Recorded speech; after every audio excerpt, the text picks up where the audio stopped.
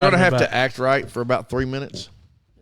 Just let me know when it needs to start, because that's all you get is 3 minutes. All right. Well, as soon as this person answers the telephone, what should we act right? Like no cursing? Yeah, we probably shouldn't curse. Okay. I mean, probably not a big deal. She knows Michael. Yep. I've heard her curse. I'm not going to curse anyway. It's been a long time. Let me get some stuff out right now. We'll try not to. Get ready for bleeping. Son of a... Glover's not even ready. What a buffoon. Sorry, I'll just leave my hand right there the whole time. So, anyway, she wasn't talking to you. She was saying hi to me. So we're going to reach out to Rebecca. Rachel. What? You call her Rachel or Rebecca? He said Rebecca. Did I mess up? It's Rachel. That runs? Why do I have Becca on here? I don't know. Well, she has a sister named Becca. Oh my God. Are you talking to her sister? This has just got awkward. I thought I was talking. Her sister has nothing to do with it. Of course, I haven't seen her sister since she was like 14, 15, something like that. Did I mess up? Where would Becca have come from? I don't know. Maybe, I don't know if Rebecca might work there. I have no idea. I don't know where you got Becca from. I don't know. Now I feel stupid. Well, you look stupid. I mean, that's not going to change. Can't do nothing about this that. is perfect. All right. Here when she answers, say, "Hey, Becca." And you know what's funny is she is so damn nice. She wouldn't even. She would not even correct you. Right. We're about to find out. So we're about to call. Nobody knows you, Shrek. Shut up. This is the Second Chance Youth Ranch. Yes. Okay.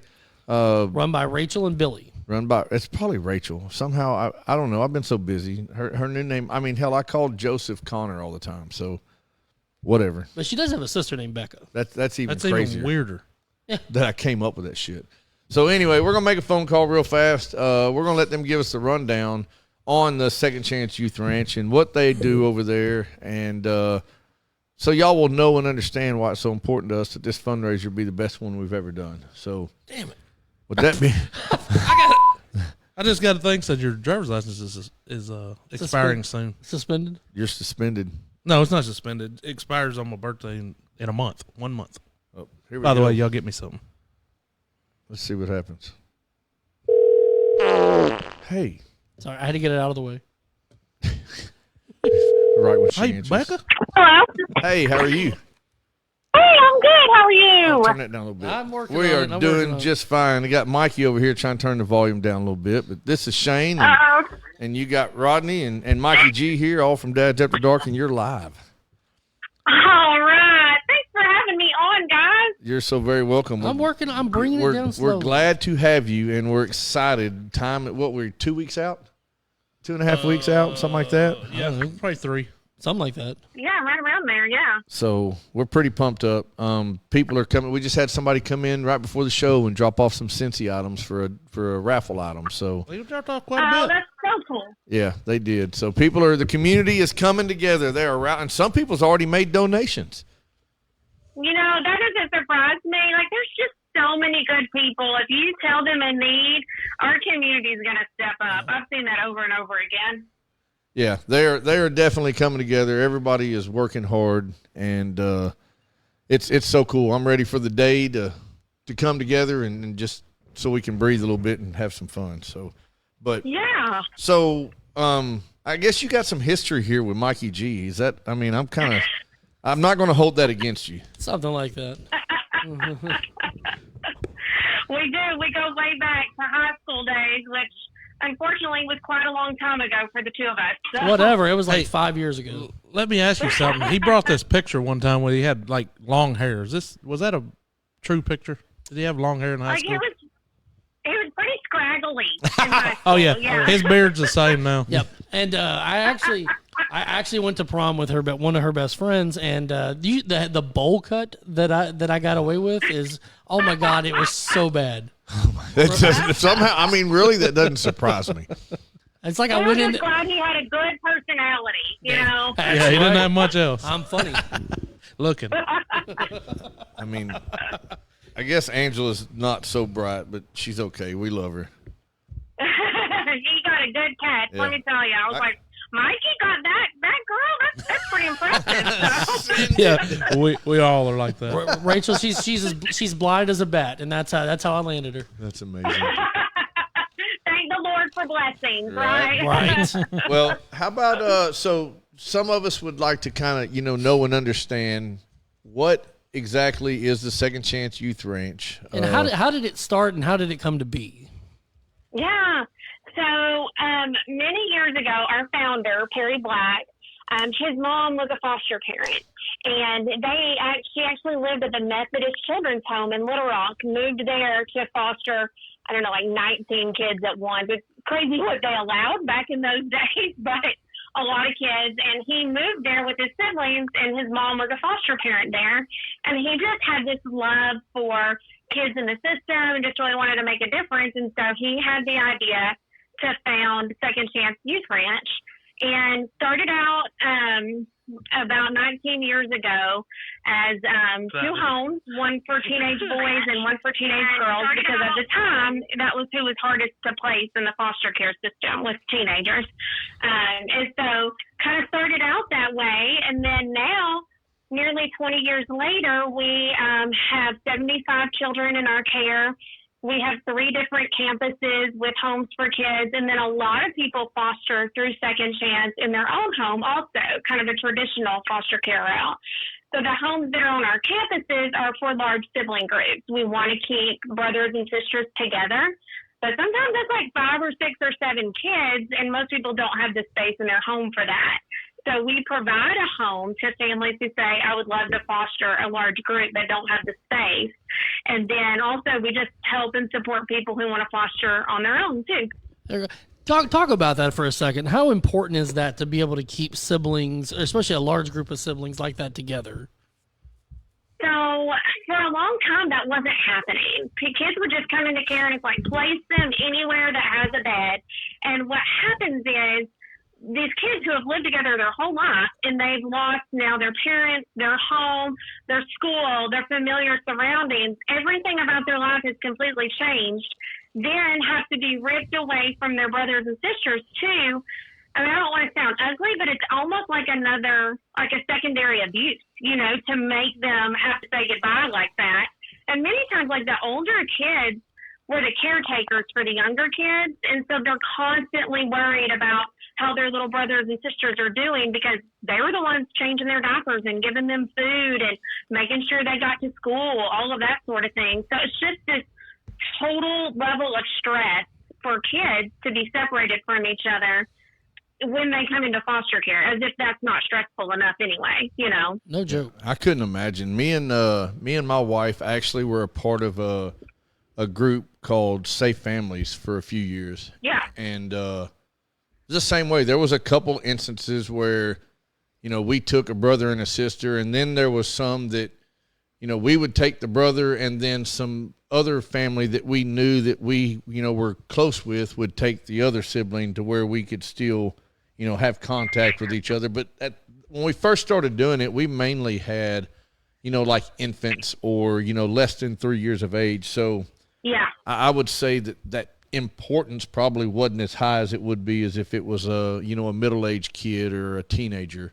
Yeah, probably more important to their older siblings than it is, to a baby or a toddler, because they may not know as much of a difference. You're exactly right. Correct, but it's very rewarding and very humbling, because what we were doing was temporary. And there was a couple of cases that there was somebody that was involved in it was a girl who originally her children were in foster care, and she went through this entire court guided process and says, if you do this, you get your kids back. Well, she did that. She got her children back, but she was struggling to keep them and provide for them at the same time. So she wanted to go to nursing, and basically me and Mary took care of her kids during the week while she was in nursing school, and she did that, and then, on the weekends, back to mom's care, and then we would keep them during the week while she was in nursing school and working 2 jobs. And so that was pretty cool. It was really rewarding. That is really,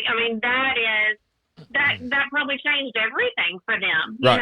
For her to be able to go to school and get that degree, and you guys made that possible. And that, like, Safe Families is the kind of organization that they support the bio families and help prevent kids from coming into foster care, or help these families get them back. And that's a huge part of ending the foster care crisis, because we have way more kids right now in the system than we do foster homes.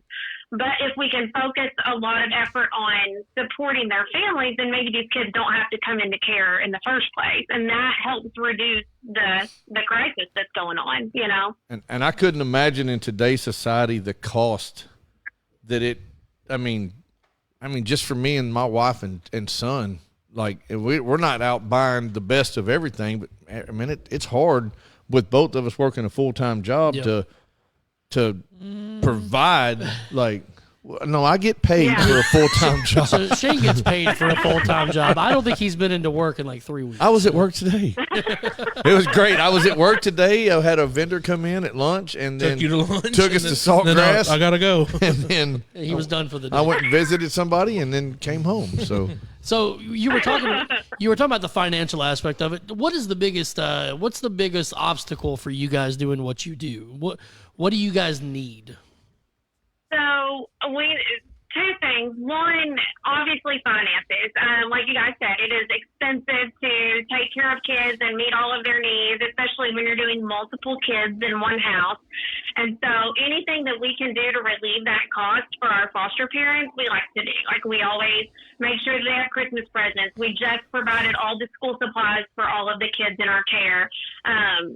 Clothing, toys, like, the needs are endless. And what happens also is you'll have a kid for 3 or 4 months in a home and then they'll go with their biological family for reunification, which is what we want, and they take everything that you've bought for them. So you're constantly having to buy new stuff and provide more stuff because it's just that constant rotation. So cost for sure. I think and the other thing we need is foster parents. We just need more people to do this too. Yeah, I think so. Barbie Jones.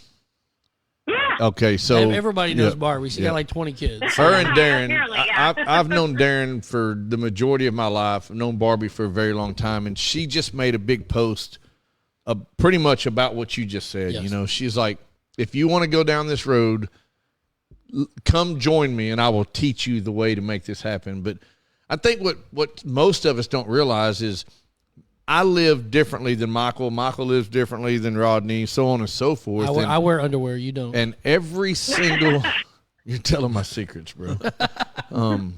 Every single, child, everybody's needs are different. So you can't just have a generic closet full of things and say, okay, there you go. Because what we learned is I don't know the proper way to say this. It's the only way I know how to say it. But we had a couple of black kids. And they're they require different shampoo. They got to have different conditioner, different combs, because their hair is different. So it was an eye opener, and it was like, holy crap! I had to reach out to a friend and was like, how do we do this? So it was an eye opener because we didn't know, we didn't understand. It's nothing you think about, until it's time. Right. So you got to add that to the list of necessities and those are actual necessities. So, yeah, and like you said, having just a generic catch-all of things for whatever just doesn't work. I mean, can you imagine trying to provide for your own children's needs out of just a general closet of mismatched things that have been provided? Yeah, my kid's a spoiled brat. Well, we have a girl who's 14. She, for school, she really wanted a North Face backpack. Like, that was a really big deal to her. And nothing else was that big of a deal, but that backpack, she really wanted it to be a North Face backpack. Like that, and I get it. Like, I remember, Mikey and I remember when we were in high school, like, you want the cool stuff, a brand name matters and which one, and so, we wanted her to get to go shopping and pick out the backpack that she wanted. Now, a 5-year-old, it doesn't matter. They don't care, But for a teenage girl, it was a big deal for her to be able to choose her own backpack. And so it's just little things like that you don't think about. But it's the difference between a kid feeling like they're in foster care and not feeling like they're in foster care. Does that make sense? Yeah, that's a big deal. And if you think about it, too, is today's kids – it's a whole lot harder for them to survive than it was for us as kids because we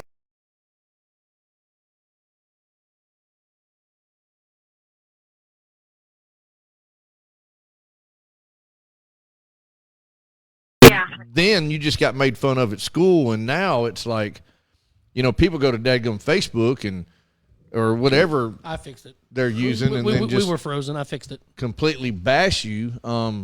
So you take, the social media bullying on top of you being in foster care. So, I mean, it's just then not having the cool items. I mean, I don't know, man. I just couldn't imagine. I couldn't be a kid today. Yeah. You're a kid right now. I couldn't be an aged kid. I am an overaged child. How is so, Rachel? How long have you and Billy been involved in this, and how has it changed since you got started to where it is today? So, man, we've been here 17 and a half years, I guess. We've been doing this foster care thing. We were just married for a few months and decided to just jump head first into craziness. And so we moved into one of the campus homes and became foster parents to 7 teenage girls. And at that time, we had about 12 or 14 kids total at Second Chance Ranch. They were at one campus, 2 homes, and that was it. And so we fostered in that regard for about 5 years before we became the directors. And now we have 10 campus homes instead of just 2. We have 27 open homes right now and 75 kids in our care and growing more. Like, we're just going to keep growing until every kid has a home. Like, we don't need to be the biggest nonprofit. We're not trying to dominate anything. We're just going to keep doing our part until there's enough foster homes in the state of Arkansas. So we've changed a lot, but we've still got a ways to go. Gotcha. What's your dream for this? What do you want to achieve out of this? If you had unlimited resources, what would this look like? Man, if I had unlimited resources, well, I would definitely. We need more of these larger campus homes for big sibling groups. We're turning away requests for sibling groups regularly, which means that those kids are being split up and put into multiple placements. About every day, we turn away approximately 5 to 10 children every single day that are needing a foster home. Golly. That's in Say that again so that registers, because that's crazy. That's so insane. Every day, and this is just us. Like, we're a small organization, 5 to 10 kids every day we have to turn away because we don't have enough foster homes. Golly. Yeah, that's And wild. I'm telling you, we've been doing this a long time, and it's still like a gut punch every time we have to say no. I mean, because they're kids, it's not statistics, it's not numbers. These are like real children with real personalities, and they like, real things. And these are the kids that go to school with your kids, and to think of them sleeping in a shelter or a DHS office, or worse yet, being left in a home that's not safe for them, because if we take them out of that home, we have nowhere to put them. Like, that keeps me up at night, Oh man, that's tough. It is. That's really tough. I just want to get to the point where we don't have to say no. I want to have more waiting homes with openings than I do waiting kids hoping someone will say yes. I'd rather have, several foster homes open and them waiting on a placement than kids waiting on parents. When I hear that, and then I think about what I read on Facebook the other day, and this might sound a little biased or selfish, but I just read something where they're building this whole entire homeless community. And I'm going, why can't we build a shelter for these kids? Yeah. Like,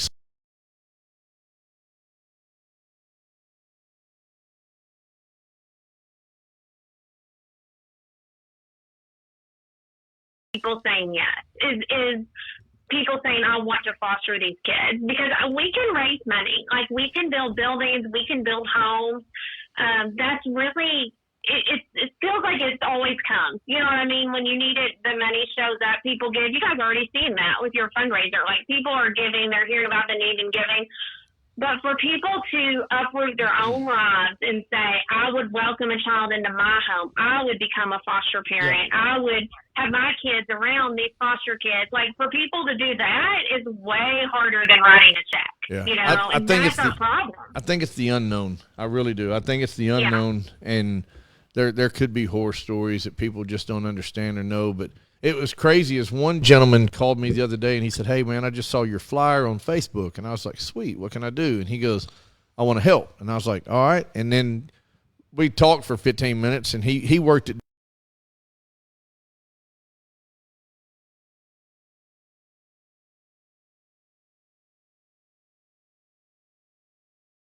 awareness, and there's some people that don't have a clue, and then there's some people that do. But Well, and I also think too, like you talked about, resources and raising money and helping. I think that's a lot of potential reason that people don't do the foster thing is because they're worried that number one, they won't have time, and two, they're not going to have the resources to do it. the resources Yeah, and I think that's a valid concern, but I will say that that's pretty much taken care of. Like whenever you become a foster parent, you're given a monthly stipend, and if you work through a private organization like us, I mean, like for instance, whenever one of our families gets a new kid, if they come without very much, which is almost always, they come with no clothes or belongings, we go shopping and buy brand new stuff and drop it off at the house the next day. Like we understand that there's a lot of reasons not to foster. There's, a lack of resources, lack of support, the unknown. And so what we've tried to do is look at all of that and say, what can we do to help? And we're pretty good at it. We step in and we make it easier for people. And so I'm proud of that because I think what you're saying is very valid. Yeah. And those are good reasons for people to be concerned about it. And so we just looked at those concerns and we're doing everything we can to make all of those things easier. Gotcha. So if somebody was listening right now, was interested or just had questions, how could they reach out to you to get those questions answered? So the easiest way is either through our website, which is 2cyr.org, or our Facebook page. You can just shoot us a message through Facebook, really quick and easy, and we're really responsive to that. And also just looking at our website, browsing through our Facebook page, you can learn a lot about us as an organization, about the need, about what goes on by looking over everything that we have kind of out there, Well, I'm hoping that time will allow this to happen, but I would really like for the three of us or the two of us or one of us to come down to the ranch and do a tour and a walkthrough. And is that something that's possible? Oh, yeah, that would be great. I will warn you, though.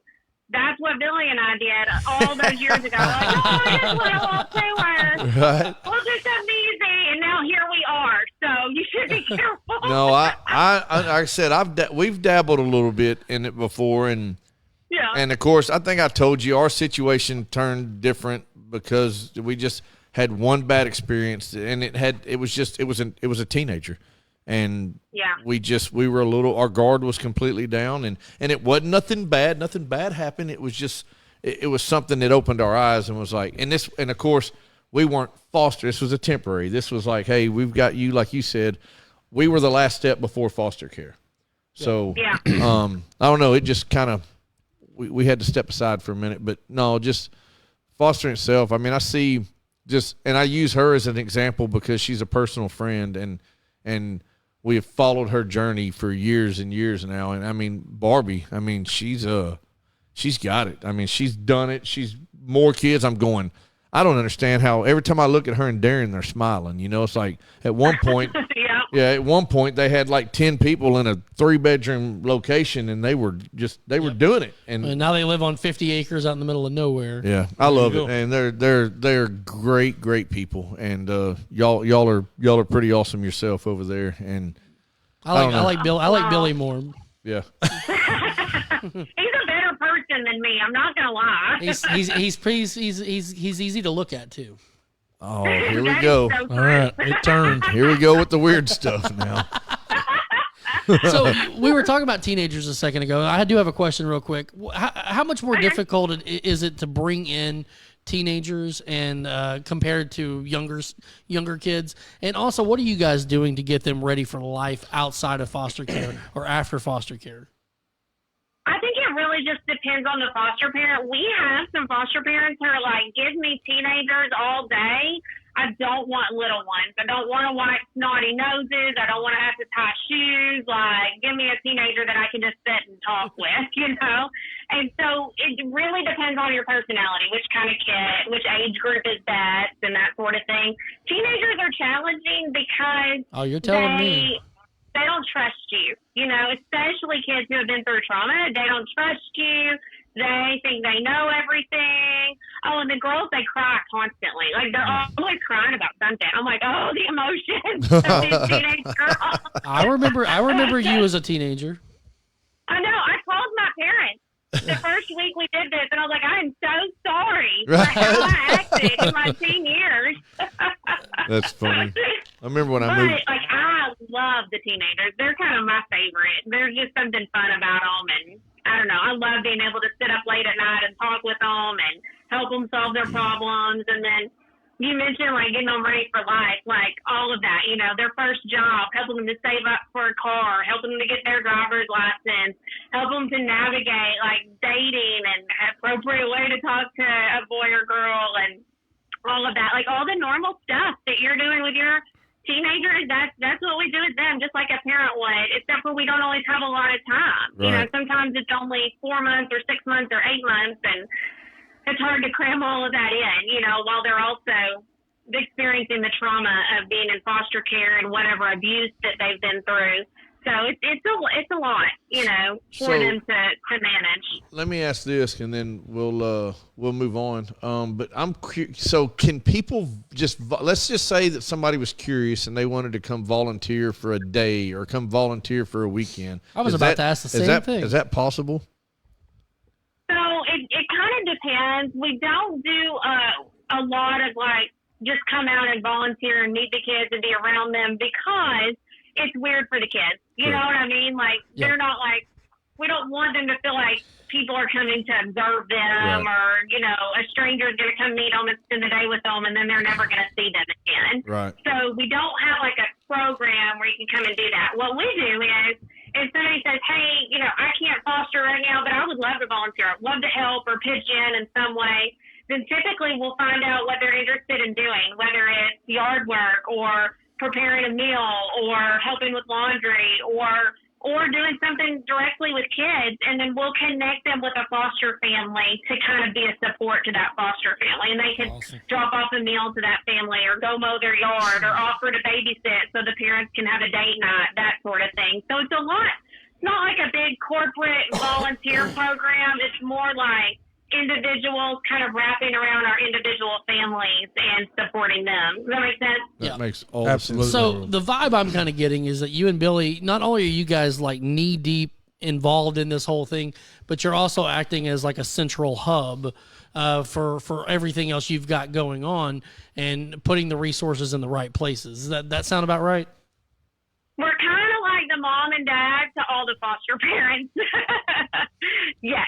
So we're doing all of that, coordinating for them, connecting them with resources, supporting, training, recruiting, fundraising, public relations,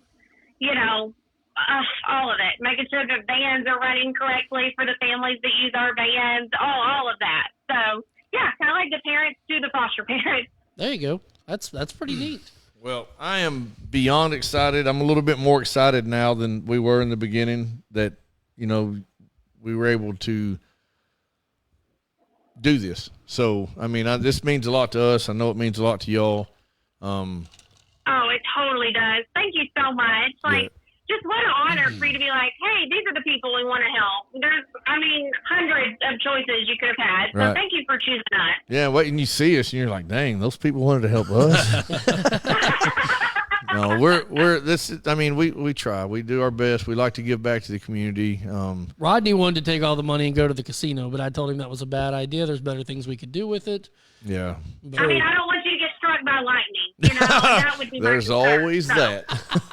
There's always that. But anyway, we really hope that, a bunch of y'all can make it out on September the 14th on the fundraiser day. Especially Billy. Yeah. Hey, do you got any kids do you got any of the teenagers that play music? I'm trying to think. I don't think we have any kids that play music. I was gonna say it'd be cool if you did. We might be able to get them up on stage and they could sing a song or strum a That would be guitar or really something. cool. But so right now, just to kind of give you a heads up. So my son plays in a band. He's a drummer. Toot toot. Yeah, toot toot. His entire band's going to play from 9:30 till about 10:15. So it'll be all kids, roughly. I think there's 15-year-old in there and younger. And then you've got Michael's son, Ben, who's going to be playing an acoustic set with one of his band members. And then we've got Bailey Ray, Oh, Bailey Ray, who who's she's a amazing, by the way, songbird. Rachel. She's awesome. she's a songbird, but she's going to sing. And then we've got Chase again with one of his band members and another kid from Sheridan that's going to have a little jam session after that. There you So go. we're going to have music provided, live music from children. And then Outlaw's going to do karaoke fun. after that. No, So, I'm not doing. We might do karaoke. there you go. We're going to have a couple dunk tanks out there. So my brother and then Just Alvy News are going to have a dunk off, and we might let some other people get in the dunk tank. So there'll be food and fun. a couple bounce houses. Now, what And time does it all start? starts at 9. You So- need to be you need to be Yeah. there at 6:30, Rachel. 6:30. Yes, sir. Yeah, right. Yeah, no, we're going to start at 9. We're going to run to around, I'm going to say around 2 o'clock. There'll be there's going to be a car show. In the middle of all that, we've got a couple vendors that's reached out that want to set up a booth, and we've got Raffle a items. bunch of raffle items and silent auction items that we're going to have out there as well. So hopefully, I would like to see 600 to 1,000 people out there. And everybody bring at You least guys are working $1. hard on this. This is amazing. I'm just thrilled that we're putting on one now. 2 years ago when we did one, Outlaw decided he wanted to do it in the middle of August when it was 110 degrees. I did learn something. Oh, So at least he said September this time. Every single time we do a fundraiser, there is something large that goes against us. Every time that just destroys us. Guess what's going on September the 14th What's in going, BB? What's going on? 10th annual Show and Shine, one of the biggest car shows BB has of the year. Oh well, It wouldn't only be makes any. sense. Yeah, wouldn't be anything without it. But So anyway, hey, thank you very much for taking our call, and we hope 10 million people hear this and reach out. support Reigns on You. So that would be amazing. But if nothing else, we're going to do the best we can to get as much attention your way as we can. And like I told someone earlier, I was like, if we raise $1,000, that's $1,000 more dollars than they had yesterday. Oh, So, yeah. Exactly. absolutely. That's a lot. I mean, we're so thankful. Just really appreciate the time and effort you guys are putting into this. And it's pretty cool to have my best friend's prom date doing something like this for our organization. Are you So, still best I friends appreciate- with her? Right. Are you and Lauren We're still gonna- best well, friends? We keep in touch, but I wouldn't say best friends anymore. But we definitely keep in touch. By She the probably way, are, definitely married up. Didn't are she? you still friends with Michelle? Oh, here we go. We're throwing back now. So yeah, we keep up with each other too, but we don't hang out. Have you know? seen Facebook? Her teenage daughter Oh my God, looks just I like know. her. Gorgeous. Here, we can It looks leave. just like It's her. cool. Later. Y'all, Spit- Michael, just hang up the phone when y'all are done. I'm out. All right, Rachel, we're gonna let you go. Thank you so much for hanging out. Tell Billy we said hi. All right, I will. Thank y'all. Yep. Have a Good good, night. Thank have a you. good night.